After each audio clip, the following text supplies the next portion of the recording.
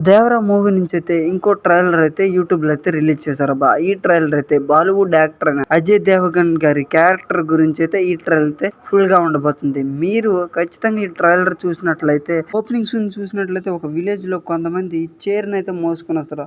ఆ చైర్‌కైతే చాలా కత్తులతో మరీ డెకరేట్ చేసి మరీ ఉంటుంది. అంటే నాకు తెలిసి ఒక పోటీలో ఎవరైతే గెలుస్తాడో వాళ్ళ నాయకుడిగా అయితే ఎంచుకోబడుతుంది. అందులో అయితే మన అజయ్ దేవగన్ ఒక హంట్ చేసే ఒక జంతువులో అయితే ఫైట్ చేస్తాడబ్బా! ఎంత రాక్షసంగా చేస్తాడంటే ఈ వాజ్ ఏ లెజెండ్ అనిపించింది నాకైతే మాత్రం.